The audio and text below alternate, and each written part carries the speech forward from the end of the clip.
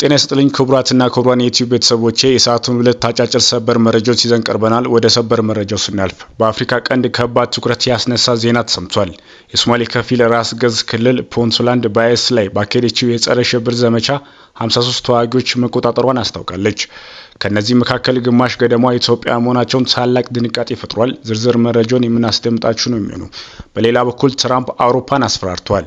የአሜሪካው ፕሬዚዳንት ዶናልድ ትራምፕ አውሮፓ ሀገራት ከአሜሪካ ጋር ስምምነት ካልደረሱ ከ10% እስከ 25% የሚደርስ ታሪፍ እንደሚጥሉ አስፈራርተዋል። የዴንማርክ ጠቅላይ ሚኒስትር አውሮፓ አትሸበርም ሲሉ የፈረንሳይ ፕሬዚዳንት ኢማኑኤል ማክሮን ተቀባይነት የሌለው እርምጃ ነው ብሏል። በግሪንላንድና በዴንማርክ ህዝባዊ ተቃውሞ ተበራክቷል። ይህ ውጥረት ወዴት ይደርሳል? በቀጣይስ ምን ሊፈጠር ይችላል? መረጃውን በዝርዝር የምናስደምጣችሁ ነው የሚሆነው። እስከ ፍጻሜው ድረስ አብራችሁን ቆዩ። ፑንትላንድ 26 ኢትዮጵያውያን ያዘች። ፑንትላንድ ከተያዙ 53 የአይኤስ ተዋጊዎች መካከል ግማሽ ገደማ ኢትዮጵያ መሆናቸውን አስታውቃለች። የሶማሌ ከፊል ራስ ገዝ ክልል ፑንትላንድ በእስላማዊ ታጣቂ ቡድን ኢስላሚክ ስቴትስ ወይም አይኤስ ላይ ባካሄደችው የጸረ ሽብር ዘመቻ 53 ተዋጊዎች መቆጣጠሯን አስታውቃለች።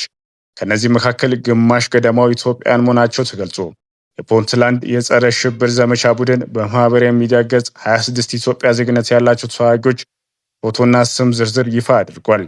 የተያዙት ግለሰቦች በአልሚስኪት ተብሎ በሚጠራ ተራራማ አካባቢ ከተካሄደ ከባድ ውጊያ በኋላ መሆኑን የፑንትላንድ የጸጥታ ኃይሎች ገልጿል።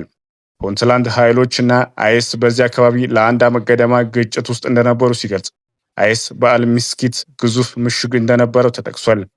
በተያዙ 50 ሰዎች መካከል 26 ኢትዮጵያውያን፣ 9 የየመን ዜጎች፣ 9 የሞሮኮ ዜጎች፣ 5 ታንዛኒያውያን፣ 2 ቱርካውያን፣ 2 የሳውዲ አረቢያ እና ሶሪያ ዜግነት ያላቸው መሆኑ ተገልጿል። ይህ የጸረ ሽብር ዘመቻ በተባበሩት አረብ ኤሚሬቶች እና በአሜሪካ ድጋፍ መካሄዱን የፑንትላንድ ባለስልጣን አስታውቋል።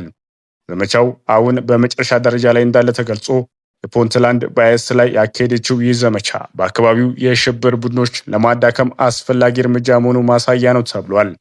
የውጭ ሀገር ተዋጊዎች በቁጥጥር ስር መዋላቸውን በተመለከተ ቢቢሲ ሶማሌ ያነጋገራቸው የፑንትላንድ የማስታወቂያ ሚኒስትር እንዳሉት ከየትም ይምጡ ከየትም ከሩቁም ይሁኑ ከቅርብ ሁሉም አንድ አይነት ርዕዮተ ዓለም የሚከተሉ ናቸው ብሏል። ይህ እርምጃ የፑንትላንድ ኃይሎች ቡድኑ ላይ የተቀናጀ ስኬትና የአይኤስ ቡድን መሸነፉን ማሳያ ነው ብሏል። የማስታወቂያ ሚኒስትሩ እንደሚናገሩት የተያዙ ሰዎች ማንነትና ዜግነት ይፋ የተደረገው በ3 ምክንያቶች ነው። በቀዳሚነት የተጠቀሱ ምክንያት የፑንትላንድ የሶማሌ ህዝብ የተገኘውን የጦርነት ድል የተገደሉና በህይወት የተያዙ ጠላቶች እንዲያውቁት ነው ብለዋል።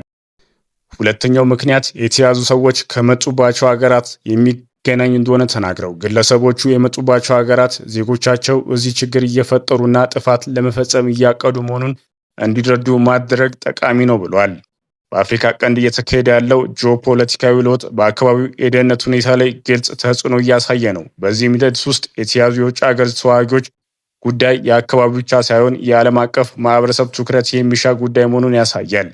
ባለስልጣን እንደሉት እያንዳንዱ ግለሰብ እንደተሳተፉበት የውጊያ ደረጃና ሚና ተመርምሮ በህግ ፊት ይቀርባሉ። ይህም ፍትህ እንዲሰፍን ብቻ ሳይሆን በክልሉ ላይ የሚመጣ አደጋ እንዳይደገም አስፈላጊ እርምጃ ነው ብሏል።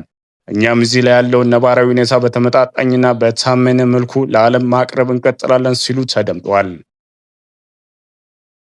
በአሁኑ ሰዓት የአሜሪካው ፕሬዝዳንት እንዳሉት በቀጣይ ቀናት የአውሮፓ ሀገራት ስምምነት ላይ የማይደርሱ ከሆነ በጣም ትልቅ ጉዳት የሚያጋጥማቸው እንደሆነ ተናግሯል። በዚህም የተነሳ የአውሮፓ ሀገራት ለአሜሪካ ፕሬዝዳንት ምላሽ ሰጥቷል።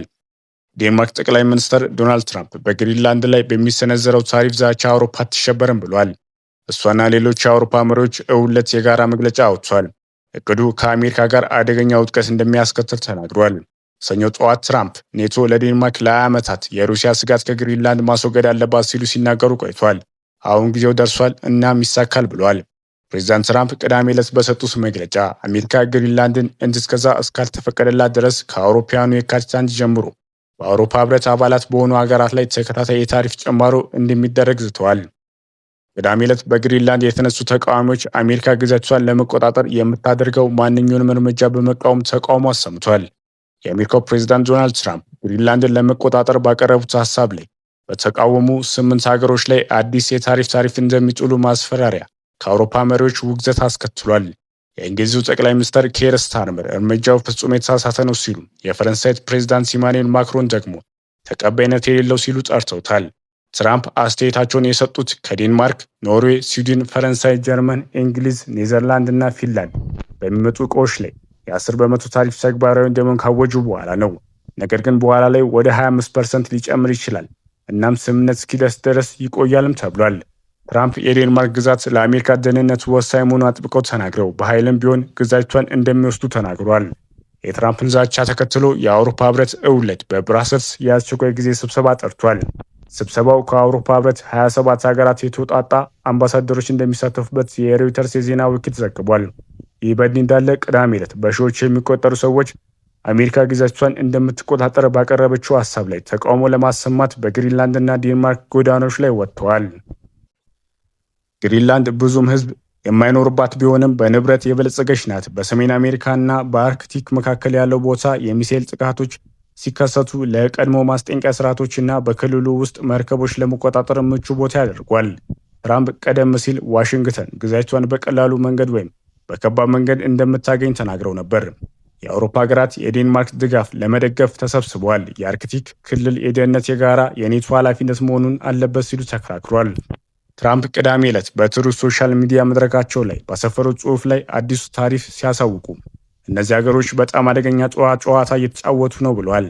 አደጋ ላይ የወደቀው የፕላኔታችን ደህንነትና ህልውና እንደሆነ ተናግረው በሚቀጥሉት ወር ወደ አሜሪካ በሚላኩ እቃዎች ላይ በሚቀርቡ የ10% ቀረጥ በሰኔ ወር ወደ 25% እንደሚያድግና የግሪንላንድ ሙሉና ሙሉ ግዢ ስምምነት እስኪደርስ ድረስ እንደሚቀጥልም ተናግሯል።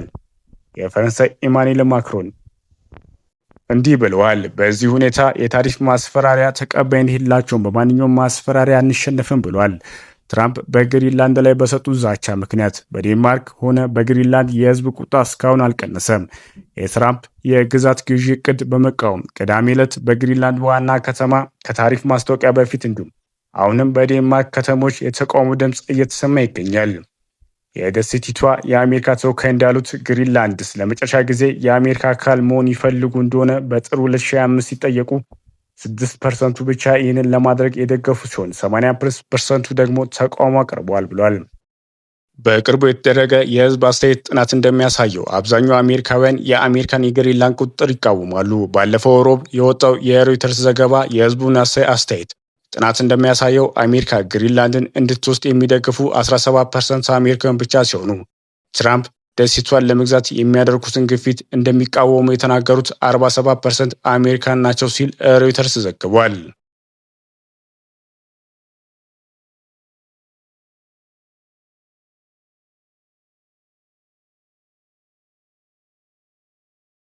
ከሆነ የግብጽ ፕሬዝዳንት አብዱል ፈታህ አልሲሲ እና የኤርትራው ፕሬዝዳንት ኢሳያስ